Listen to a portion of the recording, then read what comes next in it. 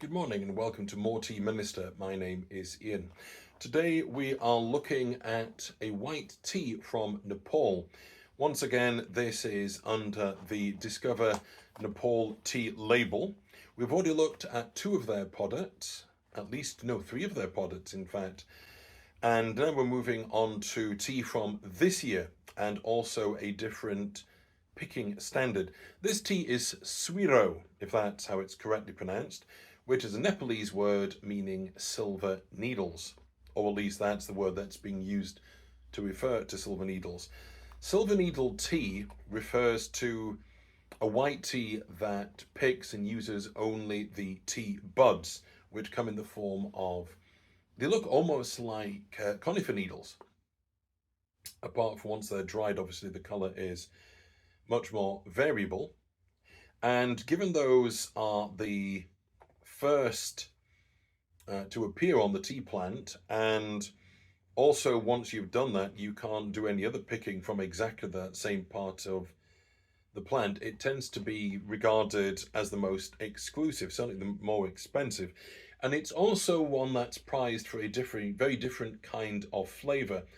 By the time certainly you moved into, let's say, shumei or gongmei, which can mean a generic term for white tea, but gongmei can also mean a plucking standard, you're getting into flavours that are more robust, more pronounced. Silver needle tends to be something that's much more refined in its flavour profile. Not necessarily subtle or understated, but certainly more refined. So this particular one, bearing in mind that Discover Nepal tea is, I've used the word clearinghouse, but don't want to put words into their mouths. Discover Nepal tea enable, let's put it that way, or bring to the market and provide publicity in that respect for a number of small-scale farms and collectives within Nepal. And this particular one is Farmers Tea Industry based in the Ilam area of Nepal. Malate-Jasbire is the particular villages. I know I mangle these words, but I'd rather say what they are. And the elevation is 1766 meters above sea level. There's even a latitude and longitude. So there we go. This is Silver Needles tea, which is a recognized kind of grading system for white tea. And now we're going to move on to part two. So here we are in part two of our video, looking first of all at the packaging for our tea Suiro. We have this classic black packaging that we've seen in other videos from Discover Nepal Tea. We have at the top here Discover Nepal Tea's logo, and then single origin tea from the Himalayas. It's Suiro, it's silver needle tea, as we've already discussed. Some basic tasting parameters, the weight, 40 grams, and then here, I might tilt this, excuse the shadows, we have, along with a pin drop, we've got latitude and longitude, elevation. It's Farmers Tea Industry. They are based out of Ilam, Nepal, and only good teas come from the Himalayas. I do like that initiative. Turning it over, make sure we can see everything. Right, I think we can now see everything. It's Suiro. The harvest is the first flush of the year, April to May, and that's from this year. The leaf grade is buds, hand-picked. That's not a surprise. That is, after all, what Suiro means. Some information there about, in a little more detail about tasting parameters. Suiro is a Nepali word for tea buds amongst enthusiasts. I might turn this over slightly. It's on the far side of the hump. We've got a steeping guide for Western style and for cold brew. And then once again, we've got information. It's artisan. It's, in other words, it's small scale collective. It's Farmers Tea Processing Industry based out of Ilam, Nepal. Small scale family farms. And then we've got best before and one or two other bits and pieces about Discover Nepal Tea. So in two ticks, we are going to look at the tea inside the package, and then we'll move on to part three.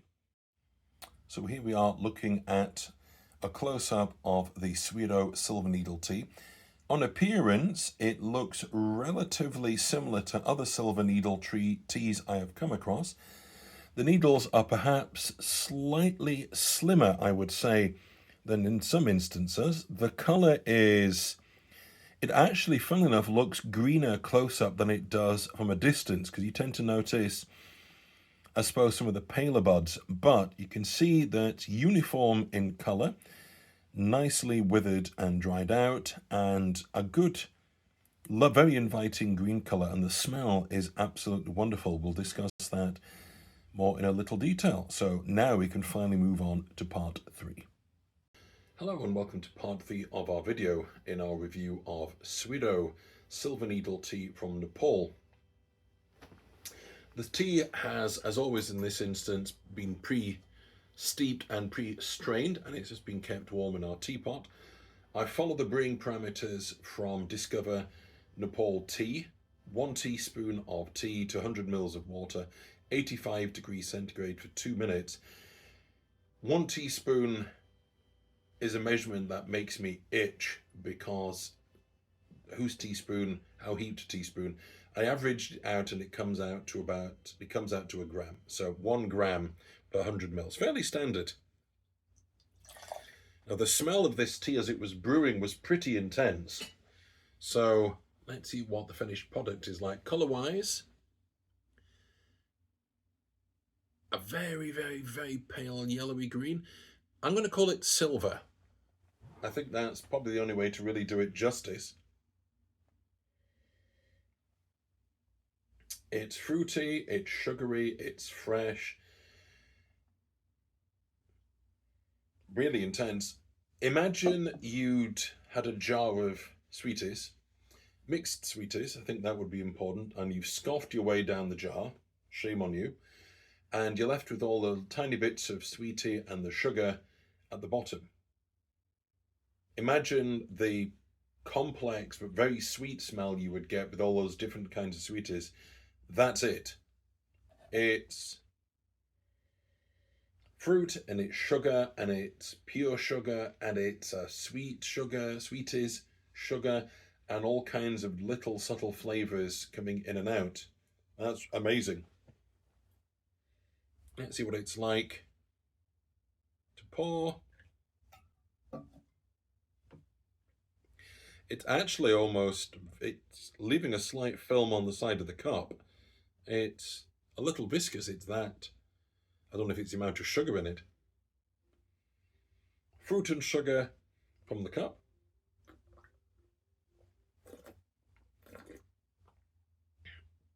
Thankfully, it's not as intense on the palate as it is on the nose. What a strange thing to say, but that's how intense the aroma is. That kind of vegetal freshness is very much there on the palate, which is no great surprise. It's a white tea after all, but that complex sweetness is very definitely there as well.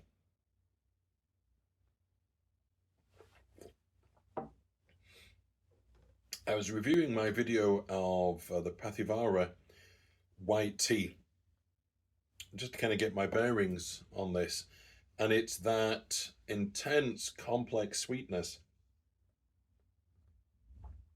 that's coming through again, and it is rich for white tea.